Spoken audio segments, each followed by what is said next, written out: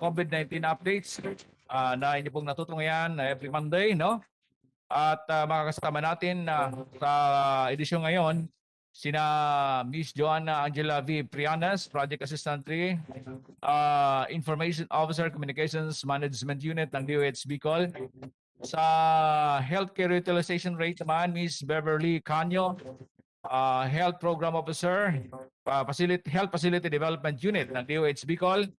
COVID-19 updates with Mr. Ken Noida, Nurse 5, the Regional Epidemiology and Surveillance Unit ng DOH-5, at siya pa rin para sa Q&A portion. Ngayon ay bigay ko na ang linya sa ating DOH Regional Office number 5 para sa COVID-19 update at iba pang mga mahalagang impormasyon. Take it away. Good morning. Good morning po. So let's start po sa ating health events. Good morning, Sir Marlon. So before po tayo pumunta sa ating regular na healthcare utilization rate updates and the COVID-19 updates, ay bigyan po muna nating pansin ang iba pang mga health programs na ating i-observe for the month of April.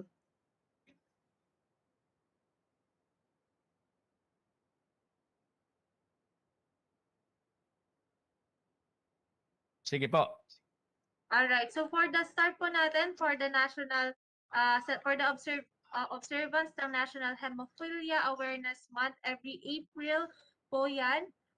And also sa April 17 is ang ating National Hemophilia Day. So by virtue of Proclamation number 1478 po yan, that was signed on April 8, 2008. So ito po ay para ma-prioritize po natin yung pangangailangan ng mga underprivileged na may sakit, elderly, disabled, and women and children. So ito din po ay nire-recognize ang rights ng mga physically challenged sa kanilang special care, education, training, and job opportunities para matulungan sila na ma-enjoy yung full and decent lives and dignity and achieve the greatest degree ng self-reliance and social integration possible.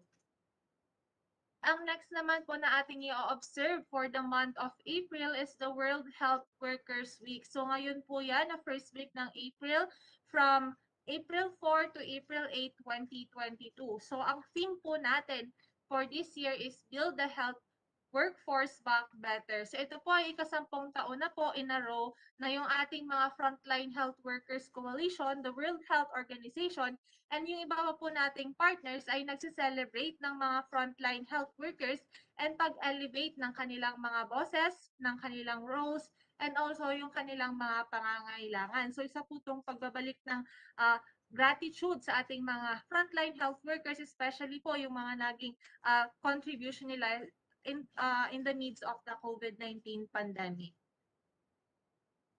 So our next na health events po is the World Immunization Week. So ito po ay ino-observe natin or celebrated last week po ng April. So ito po ay nag-aim na ma-highlight po yung collective action natin na kailangan natin para ma-promote yung paggamit ng mga bakuna para maprotektahan ang tao sa lahat ng age group po against vaccine preventable diseases. So ang ultimate goal po natin sa ating World Immunization Week ay para maraming tao at maraming komunidad ang maprotektahan natin from vaccine preventable diseases. Ang next po natin na health event for the month of April is the Head and Neck Consciousness Week. So ang DOH po, together with the Philippine Society of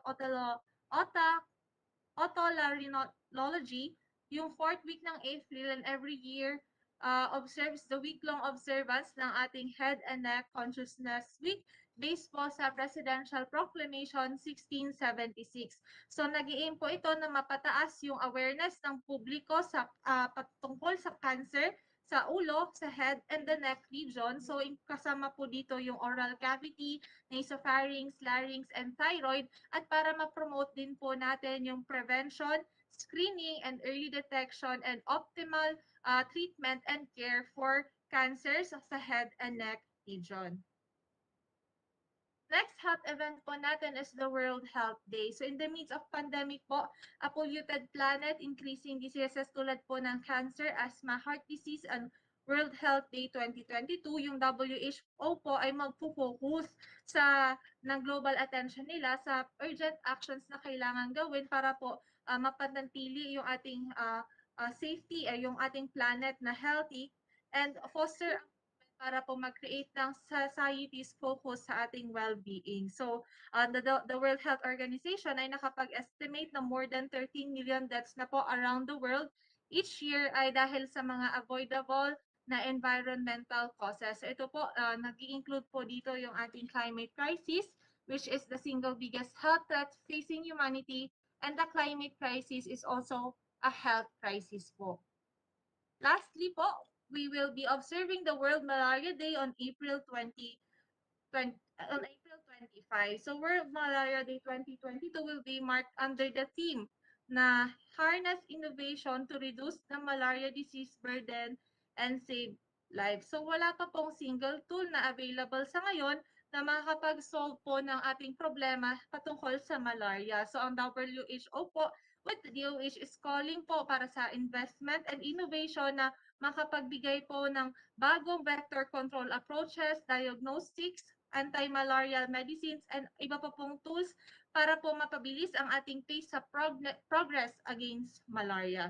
So yun lamang po ang ating mga health events for the month of April na nais po natin ibahagi sa publiko. So over to you po, Sir Marlon. Thank you. Thank you so much, Ms. Joanna Angela Brianes ng DOH. Salamat po sa mga information na yan, mga observances and celebrations under the Department of Health. Okay. For the healthcare utilization rate, may we have Ms. Beverly Kanya. Ma'am, good morning. Magandang umaga po, Sir Marlon, at sa ating mga tagapakinig at mga tagapanood sa ating programang Ulat sa COVID-19. At heto na po ang healthcare utilization rate as of April 3, 2022. Okay? Sa kabuuan, ang mga ospital sa Bicol Region ay nananatiling nasa low risk. May naitala pong 30 beds used among the 967 beds, which is equivalent to 3.1% utilization. Samantala, wala naman pong naitalang paggamit sa 88 beds ng ICU beds at mechanical ventilators for COVID-19. Ito po ang breakdown at simula po natin sa COVID-19 reference hospitals.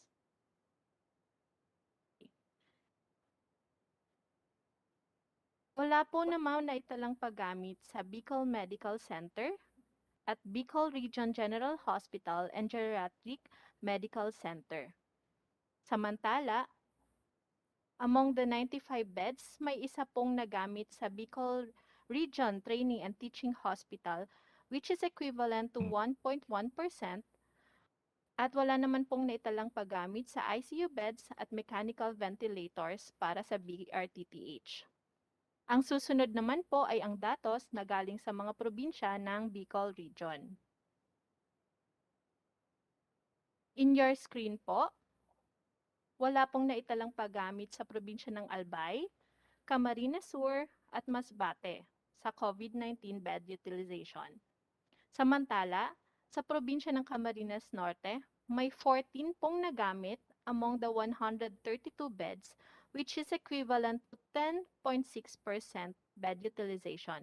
At wala naman pong naitalang paggamit sa ICU beds at mechanical ventilators para sa probinsyang ito. Ang susunod naman po ay ang probinsya ng Catanduanes. Among the 72 beds, meron pong 3 beds na nagamit para sa COVID-19. At ito po ay nag-equivalent sa 4.2%. At wala naman pong naitalang paggamit sa ICU beds at mechanical ventilators for COVID. Ang susunod naman po ay ang sa probinsya ng Sorsogon. Sila po ay nakapaglaan ng 59 beds at may 3 pong nagamit, which is equivalent to 5.1%. Sa Facebook, go ahead. Samantala, susunod naman po ay ang datos mula sa mga lungsod sa ating rehiyon. In your screen po, wala namang pong naitalang paggamit sa COVID-19 beds sa mga hospital sa Legazpi City, Ligao City, Sige po Tabaco ma'am, sa City, ating Iriga City, Naga City, at Masbate City. Samantala, among the 79 beds, may shampoo na gamit sa mga hospital beds po sa Sorsogon City, which is equivalent to 11.4%. At wala naman pong naitalang paggamit sa ICU beds for COVID-19 utilization for the Sorsogon City at pati na din po sa mechanical ventilators. Sa muli, nananatiling nasa low risk ang mga paggamit ng COVID-19 beds sa mga ospital sa Bicol Region. Yun lamang po para sa healthcare utilization rate as of April 3. Maraming salamat po. Over.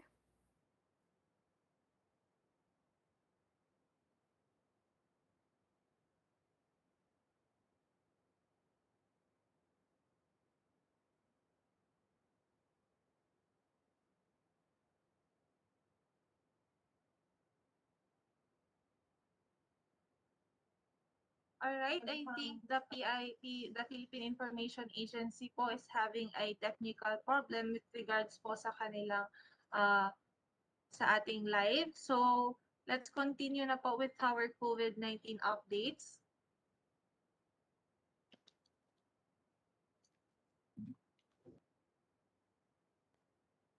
So let me share na lang po yung ating COVID-19 updates kasi currently Mr. Ken Wida is still in a meeting with our unit heads po. So for our COVID-19 updates as of April 4, 2022, as of April 3, 2022, ang ating mga naitalang bagong kaso sa COVID-19 ay wala po. So for Bicol Region, wala pong naitalang kaso ng COVID-19 cases sa lahat ng probinsya po sa ating rehiyon.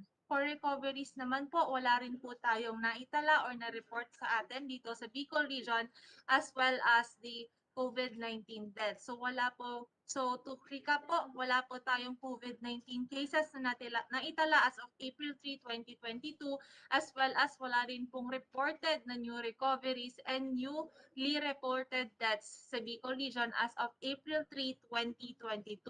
So cumulative case po natin, ito po yung total bilang ng ating cases as na mula nung tayo ay nakatala ay ng cases nung March 2020 ay nasa 59,039 po ang total na bilang ng COVID-19 cases na naitala sa ating rehiyon. For total number ng recoveries naman po, nasa 56,008 po yung na-record na po natin na recoveries for Bicol Region. And for total deaths naman po ay nasa 2,409. Again po, wala pong COVID-19 cases na naitala sa atin as well as no new recoveries and no reported deaths as of April 3, 2022. So Sir Marlon, are you with us na po? Over to you yes, po. yes. Oo. Kumusta? Clear ba tayo diyan? Papakinggan naman tayo, 'di ba? Oo. Okay. May mga ilan lang na questions. Okay lang po ba, ma'am, na bigay natin? Yes po, sir. I think the question about the latest bulletin ng DOH Bicol, sir.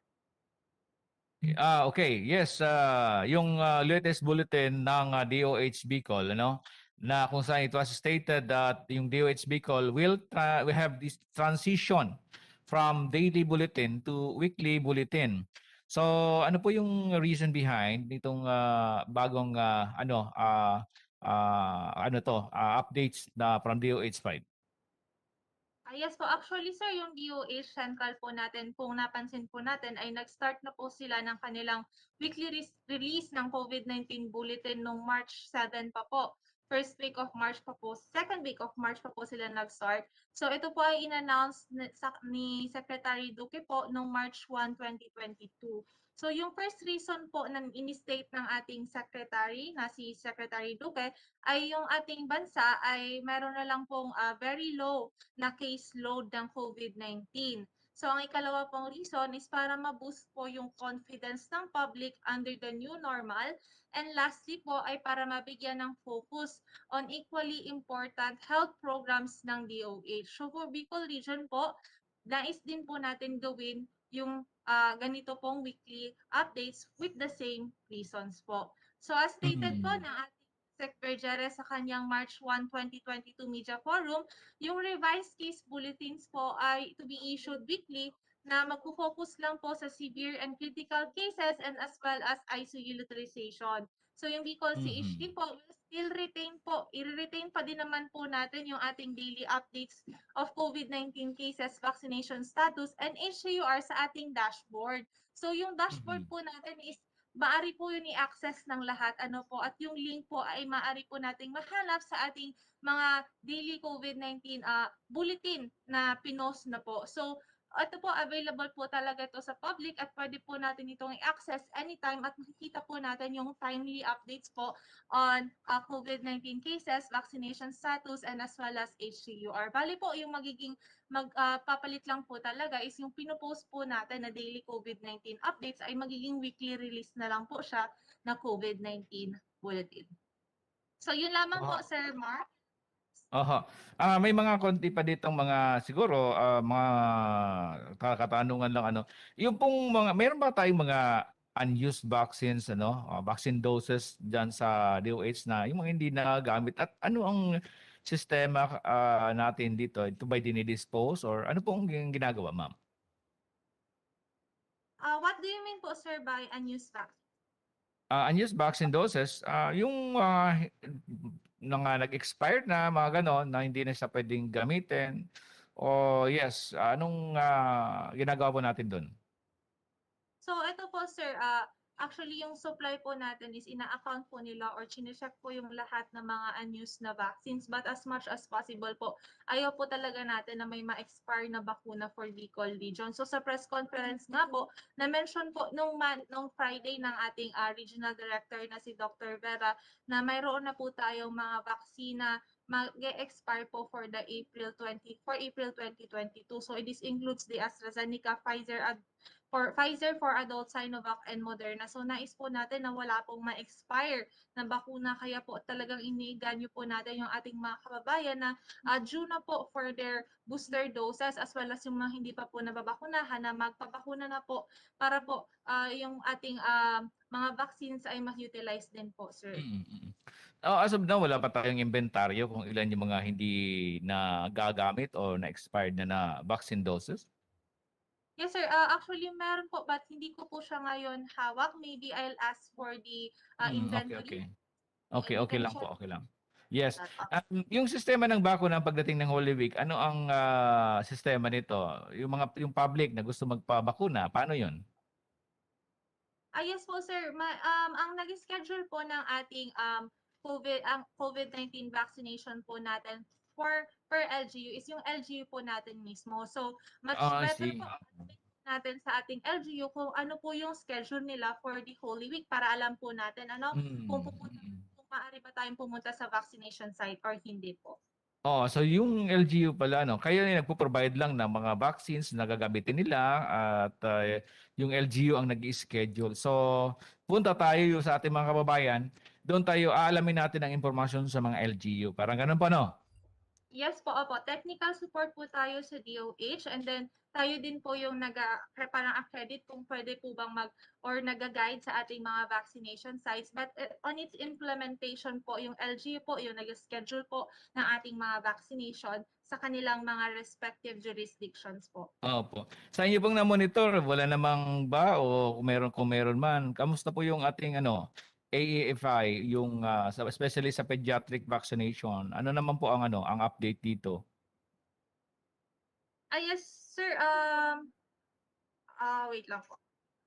Oo, For our um AFI lang po, sir, na data natin dito as sent po sa atin earlier, yung ating numbers ng most affected na age group na bibilang na mayroong adverse events following immunization ay yung ating 31 to 35 years old na mayroong 391 cases, followed by 29 to 30 years old na nasa 387 cases, and the 21 to 25 years old na nasa 257 cases. So sa atin naman pong vaccination, yung sa ating AFI per. So yan lang po sir, ang ating total AFIs for Bicol region is 2,416, and yung minor po na naka-experience ng AFI, so na-report na po ito nung Friday ng ating regional director na yung minor po ay nasa 2,327 and the serious nasa 89 po. Ayun, okay. So, okay, that's For the very good. Sige po, Sir, go ahead. I'll get back na lang po sa inyo sir for the data ng ating pediatric vaccination. Ay, oo, okay. Okay lang po 'yun, ma'am. Okay lang po, ma'am. And siguro last din na lang itong tungkol dito sa election season, no? Ang daming mga pa house to house, mga pagpupulong, rally, ganyan. Ano po ang kuha natin dito? Ano kaya ang posibleng sitwasyon ngayon? Pwede kayang magkaroon ng surge nito matapos ang eleksyon? Ano po ang kuha natin dito? Ano ang observation natin from DOH? Yes sir, na-mention naman or nasagot naman na to sa mga previous ulat ng ating ni Sir Ken na yung surge po is always a possibility po yan, and that is why po ini-encourage natin yung lahat na magpabakuna po para in case po na magka-surge ulit tayo ay hindi na po yung madami yung mamatay o kaya maka-experience ng severe or critical COVID-19 cases tulad po nung nangyari po sa India. So hinahikayat din po natin yung lahat na mag-avail na ng kanilang booster doses. Kung kayo po ay eligible na po for the booster doses, ay mahalaga po na mag-avail na tayo nito para mapataas po yung level of protection ng katawan natin against COVID-19. So in case man po magka-surge ulit, or hopefully hindi po talaga magka-surge, kailangan po natin yung COVID-19 vaccination as well as po yung mga pinapatupad pa rin po natin na minimum public health standards or yung BIDA Solution Plus. So yun lamang po sir. Oo nga, alert level 1 na tayo, Ma'am Joanna, no? At congratulations doon sa mga sumunod na mga probinsya at mga component cities and of course the municipalities sa level, no? Ang gusto talaga ng karamihan, lahat na alert level 1 na, pero parang hindi pa yata, ano ma'am? Opo, kasi sir meron tayong sinusunod na criteria when it comes to alert level. So naisalaga natin, ini-encourage talaga natin na magpabakuna na yung mga hindi pa magpapabakuna dahil isa nga po sa criteria na pag-de-escalate ng ating alert level is dapat po nasa 70% na ng target population ay fully vaccinated at also 80% po ng area, yung target ng area na senior citizen ay fully vaccinated na din po. So except po sa mababang or decreasing na cases ng COVID-19 at saka mababang bed utilization, dapat po mapataas din yung ating bilang ng mga fully vaccinated para tayo Tama. po ay de-escalate sa alert level 1 po. Tama yun. Sabi nga dyan, magpabakuna na para makarating sa better normal. Ano? Oo. Thank you very much, Ma'am Joanna, no, sa time nyo dyan sa DOH sa pag-update. Unless otherwise, meron ka pang mga habol na mga updates this morning, please go on. Yes po. So reminder na lang po sa ating public to always wag po natin kakalimutan na tayo ay nasa pandemic pa rin po. So let us follow the minimum public health standards.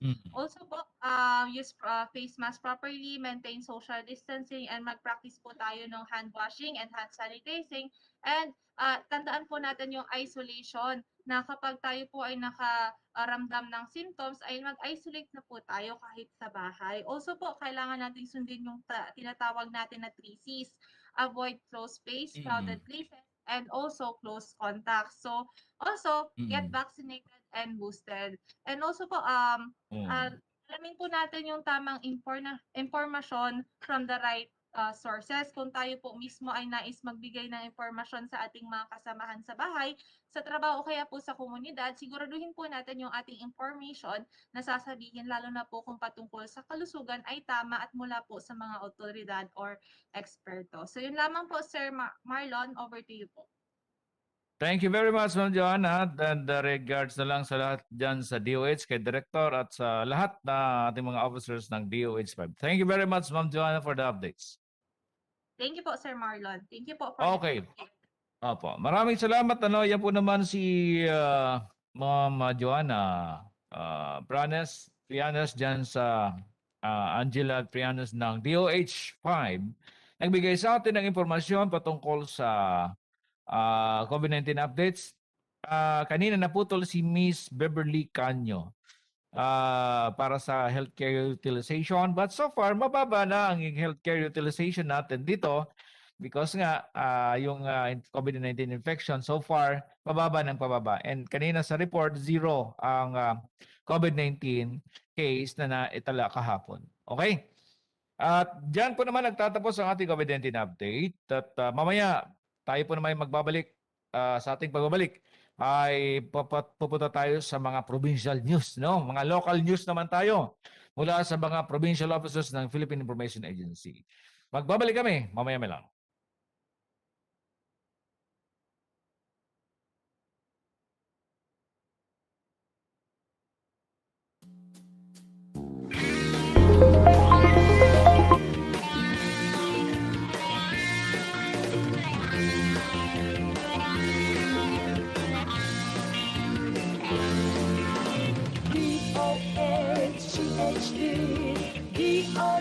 DOHCHD, Serbisyo Salud Kono. Na ako, kita gabos, magtarabang, magkaigwang, maray na salud. DOH, may dekalag na serbisyo.